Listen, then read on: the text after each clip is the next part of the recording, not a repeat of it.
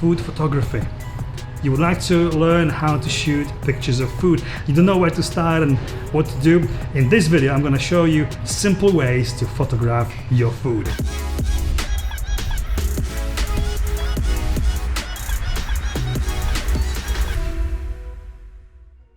Let's face it, natural light must be the best for photography, and it is, but you can't control it much.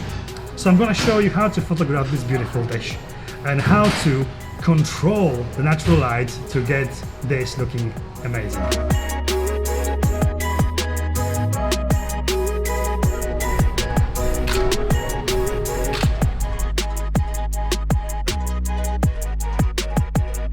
As you can see, it works really well, but there are very dark shadows on this side of the food. That's because the window is on this side, obviously, which creates the light, nice bright light on this side, but there's too much shadow on this.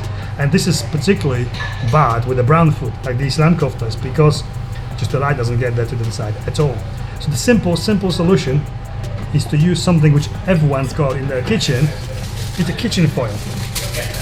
So what you do, you put your kitchen foil on that side of the food, and light bounces off the window into the foil and brightens up those dark shadows on the side of the food.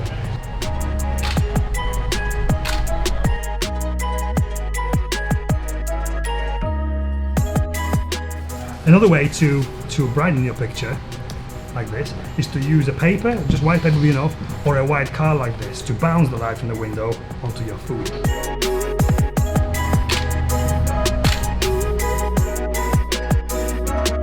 This technique will work with pretty much any camera, even your phone. So bouncing the light off the window of the surface like a kitchen foil or a white card, white paper, will lighten the shadows, brighten the shadows, and yeah, any camera. It doesn't have to be a big pro camera, phone will do.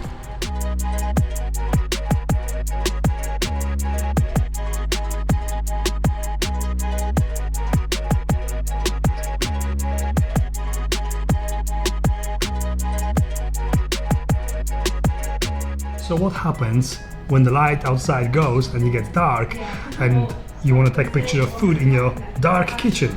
That's what you do. I'm going to show you how to light food like this with just the one single light source.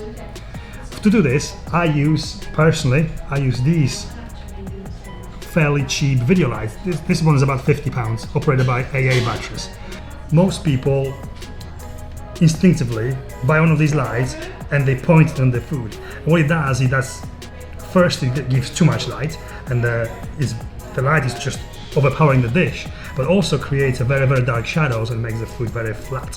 What I do personally, I put it next to the food like this, and I point it to the ceiling, and the light bounces off the ceiling back to the plate and creates very natural and soft light. But what if the ceiling is too high, like in this room, it's actually quite high.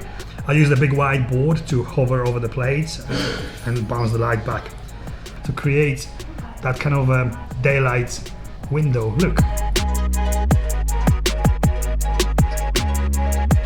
The thing is, there is no solid recipe for food photography. All you have to do is be brave and experiment with different things and try different things until you get something you are happy with. These video lights, they are usually balanced for daylight, which is 5,500 Kelvin. But you can buy now these days a lot of daylight balance LED bulbs, or lighting strips for ceilings or under kitchen cabinets, or outside building lights, which are pretty much similar to this. What it needs to be bright. That's the main thing. Bright enough to point up and bounce it back and diffuse the lights onto your food.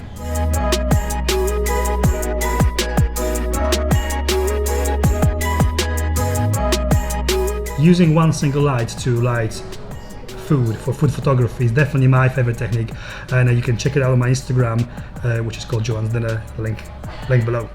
And special thanks to the Seafood Pub Company for allowing me to film here at one of the restaurants, which is Forest in Fens. Please check out the link below to see where the restaurants are in Lancashire and Yorkshire, and if you are around, you must try their food. So this is it for this video. Special thanks to Hannah from the September Avenue Films for helping me out to film this episode. And don't forget to like, comment and subscribe. And share. So with food photography, the most important thing is light. You want to get the light right. So there's several different options when it comes to light. You've got the natural light, you've got synthetic light. Hang on, stop this. You're making me look like here on this video. It's not your channel. Go away.